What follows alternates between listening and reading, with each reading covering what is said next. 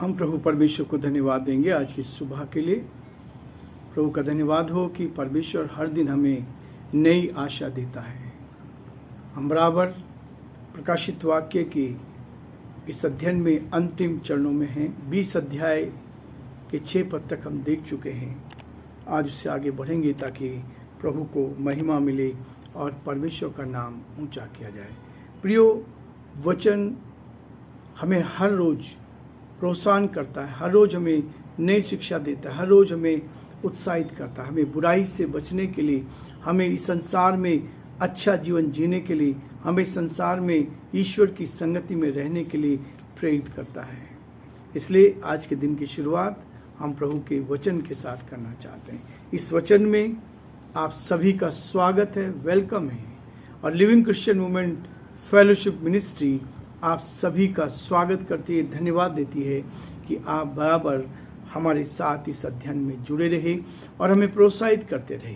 प्रभु आप सबको बहुत आशीष दे। परमेश्वर के वचन को हम पढ़ेंगे। प्रकाशित वाक्य उसका 20 अध्याय 5 और 6 पद। 6 पद बहुत ही महत्वपूर्ण हैं आज मेरे और आपके लिए। लिखा है, जब तक 1000 वर्ष पूरे ना हो तब तक शेष मरे हुए ना जी उठे, यह तो पहला पुनरुत्थान है। 6 पद, धन्य और पवित्र वो है जो इस पहले पुनरुत्थान का भागी है। ऐसों पर दूसरी मृत्यु का कुछ भी अधिकार नहीं, पर वे परमेश्वर और मसीह के याजक होंगे और उसके साथ 1000 वर्ष तक राज्य करेंगे। परमेश्वर अपने इस वचन के पढ़े और सुने जाने पर आशीष दे। आमीन। प्रार्थना करेंगे। प्रियो प्रभु जी, हम आपके हृदय से आभारी हैं कि आज की सुंदर सुबह आपने हमें दी है। नई ताजगी दी, नई सामर्थ, नई शक्ति दी प्रभु, ताकि हम आपकी महिमा करें। दिन भर के लिए अपने आप को आपके हाथ में सौंपते हैं। आपका सुरक्षा का हाथ चाहते हैं, आपकी सामर्थ चाहते हैं, आपकी शक्ति चाहते हैं प्रभु जी, ताकि सब बातों के द्वारा आदर महिमा आपको मिल सके, गौरव आपको मिल सके और जो आपकी योजना है प्रभु उसको हम पूरा कर सके। पिता परमेश्वर, जो भाई बहन हमारे साथ इस YouTube चैनल पर जुड़े हुए हैं प्रभु जी, फेसबुक पर जुड़े हुए हैं, बड़े आदर के साथ हर एक को हम आपके सिंहासन के सम्मुख लाते हैं। हर एक के जीवन पर आपकी आशीष चाहते हैं। पवित्र आत्मा की सामर्थ अपनी शक्ति दे, अपनी उपस्थिति का एहसास दे, ताकि सब बातों के द्वारा हे परमेश्वर आपका नाम ऊंचा किया जाए। हम प्रार्थना विनती करते हैं प्रभु जी, हमारे सारे मेडिकल के प्रभु जी, डॉक्टर्स के लिए, नर्सिस के लिए और जो लोग प्रभु जी हॉस्पिटल्स में काम कर रहे हैं, सेवा कर रहे हैं, उन सब के लिए प्रार्थना करते हैं। आप उनकी सुधि ले प्रभु जी, उनको अच्छी बुद्धि दे, अच्छा ज्ञान दे।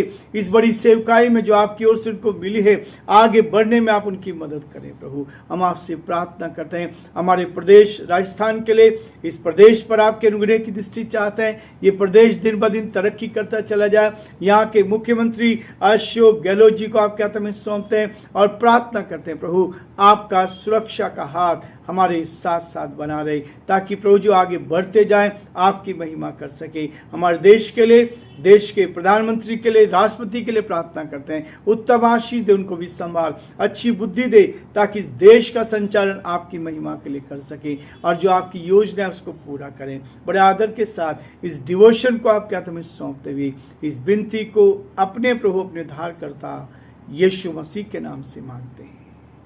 आमीन।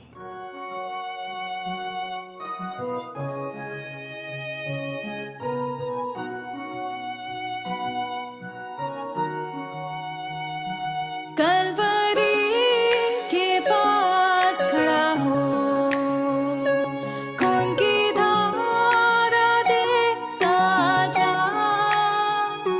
तेरे पापों का यही दाम दिया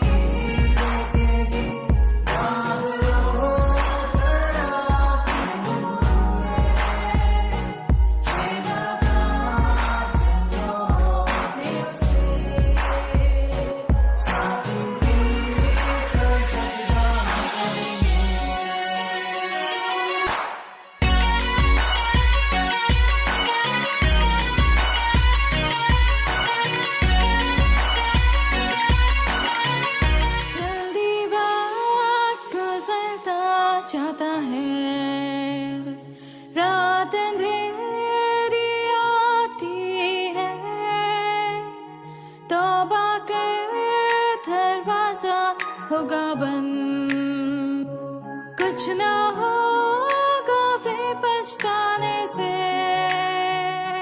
तौबा कर दरवाजा होगा बंद कुछ न होगा फिर पछताने से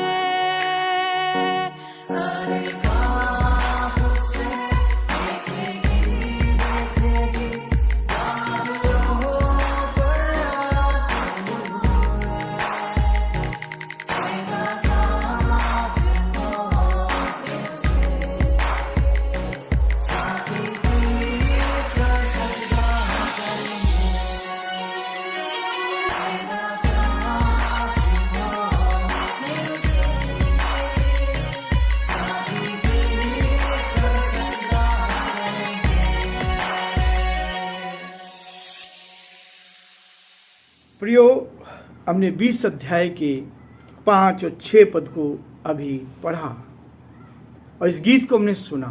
ये गीत हमें इस बात के लिए प्रोत्साहित करता है कि प्रभु का वचन हमें जागृत करता है कि बादलों पर आने वाला है। हर एक आंख उसको देखेगी और न केवल हर एक आंख देखेगी परंतु जिन्होंने उसको बेधा था वो भी उसको देखेंगे। परमेश्वर हमें आशीष पर आशीष देना चाहता है ताकि हम प्रभु के साथ आगे बढ़ते चले जाएं और प्रभु की महिमा कर सकें। प्रियो, जैसा कि हमने देखा था 5 पद में, जब तक ये 1000 वर्ष पूरे न हो हुए तब तक शेष मरे हुए ना जी उठे। यह तो पहला पुनरुत्थान है। ये तो पहला पुनरुत्थान है। लेकिन प्रियो, 6 पद आज बहुत महत्वपूर्ण है मेरे और आपके लिए। धन्य और पवित्र वे हैं जो इस पहले पुनरुत्थान के भागी हैं। धन्य वे हैं जो पहले पुनरुत्थान के भागी हैं। जब यीशु मसीह दुनिया में आएगा, उसके 7 वर्ष के महाक्लेश के बाद प्रभु क्या करेगा? अपने लोगों को सुरक्षित रखेगा और 1000 वर्ष तक उसके साथ राज्य करेंगे। ये आत्मिक राज्य है, स्वर्गीय राज्य है। ये संसारिक राज्य नहीं है। लेकिन प्रभु कहता है 1000 वर्ष का राज होगा जिसमें शैतान को बांध दिया जाएगा। तब ना तो उस समय शैतान भरमाएगा लोगों को, लोग प्रभु के पास आएंगे और जो प्रभु की संगति में रहेंगे उनके लिए बताया गया। प्रियो, यहाँ कहता है धन्य और पवित्र वो हैं जो अपने आप को शुद्ध करेंगे, जो अपने आत्मा को पवित्र करेंगे। उस आत्मा का मिलन परमात्मा के साथ होता है और जब परमात्मा के साथ हमारा मिलन होता है तब उसके साथ हम बातचीत करते हैं। आज भी इस पृथ्वी पर रहते हुए हम प्रभु से, परमात्मा से बातचीत करते हैं। लोगों को अचंभा लगता है, लेकिन जब आप शुद्ध रहने की कोशिश करेंगे, पवित्र रहने की कोशिश करेंगे तो क्या होगा? आप परमात्मा के साथ अच्छी संगति कर पाएंगे। प्रियो, ये आनंद की बात है। प्रियो, ये खुशी की बात है। हम अपने आप को शुद्ध करें। इस शरीर को हम पवित्र करते हैं, रोज नहलाते हैं, अच्छा साबुन लगाते हैं। हम इस शरीर को स्वस्थ रखते हैं और जितना अच्छा भोजन आप लेते हैं ये उतना अधिक स्वस्थ रहेगा या रोज आप इसको नहलाते हैं। लेकिन प्रियो, हमारी आत्मा को हमें पवित्र रखना है। यदि आत्मा पवित्र है, आत्मा पवित्र है तो हमारा रिश्ता परमात्मा के साथ होगा। उसके साथ हमारा रिश्ता जुड़ जाएगा, उसके साथ हम एक मन हो जाएंगे। प्रियो, परमेश्वर का वचन इसी बात को कहता है और हम इस बात को देखने का प्रयास करेंगे ताकि प्रभु की स्तुति हमारे जीवन के द्वारा हो। लिखा है इसमें, ऐसों पर दूसरी मृत्यु का कुछ भी अधिकार नहीं। इसका मतलब 2 मृत्यु है। दूसरी मृत्यु, पहली मृत्यु को के बारे में मैंने आपको बताया था। पहली मृत्यु जब आदम और हवा ने पाप किया और पाप के कारण मृत्यु हमारे जीवन में आ गई। पहले मनुष्य मरते नहीं थे लेकिन उनकी लंबी उम्र होती थी, पर जैसे ही पाप आया और पाप आने के बाद मृत्यु आ गई। ये शारीरिक मृत्यु, शरीर की मृत्यु। इस शरीर की मृत्यु से हर किसी को, क्योंकि ये परमेश्वर की ओर से श्राप दिया गया था मनुष्य को कि तू मिट्टी से तो बना है और अंत में मिट्टी में मिल जाएगा। ये शरीर मिट्टी का है और वो किसी ना किसी रूप से मिट्टी में मिल जाता है। लेकिन ये दूसरी मृत्यु क्या है प्रियो? ये दूसरी मृत्यु है जो मुझे और आपको बताती है। प्रकाशित वाक्य में 2-3 जगह इस मृत्यु का वर्णन किया गया है। यदि आप इस अध्याय में आप देखेंगे तो वहां के 14 पद में लिखा है। आगे हम इस बात को देखेंगे, लेकिन यहाँ क्योंकि हम दूसरी मृत्यु की बात कर रहे हैं, यहाँ कह रहा है कि दूसरी मृत्यु का कुछ भी अधिकार नहीं होगा। जो अपने आप को पवित्र करेंगे, जो अपने आप को अपने गुनाहों से तौबा करेंगे और तौबा करने के लिए हम प्रभु के साथ आएंगे, वहां हमारा रिश्ता प्रभु के साथ जुड़ जाता है। इसी 20 अध्याय के 15 पद में भी लिखा है और 14 और 15 पद को मैं पढ़ूंगा। मृत्यु और अधोलोक आग की झील में डाले गए। ये आग की झील दूसरी मृत्यु है। प्रियो, गरुड़ पुराण में बहुत स्पष्ट लिखा है, इस दूसरी मृत्यु के बारे में लिखा हुआ। हम लोग किस तरह से पढ़ते हैं मुझे नहीं मालूम, लेकिन मैंने उसको पढ़ा है और पढ़ के देखा। उसमें वहां लिखा है, जब पापी प्राणी मृत्यु सैया पर होता है तब यम के 3 दूत आते हैं। एक के हाथ में डंडा, एक यमदूत के हाथ में सरिया और तीसरे के हाथ में मूसल होता है। जैसे ही आत्मा इस शरीर को छोड़ती है, यदि पापी है, यदि पाप उसके जीवन में है, और जब पाप जीवन में है और ये शरीर यही रह जाता है, आत्मा छूट जाती है। और जैसी आत्मा निकलती है तो यमदूत एक डंडे से मारता है, एक सरिया से मारता है, एक मूसल से मारता है। वहां लिखा है कि पापी प्राणी बिलखता है, तड़पता है, रोता है, बेचैन होता है, क्षमा मांगता है। यदि ये क्षमा जब शरीर में आत्मा थी उस समय मांग लेते, उस समय अपने आप को पवित्र कर लेते, तो आज ये दुर्दशा नहीं होती।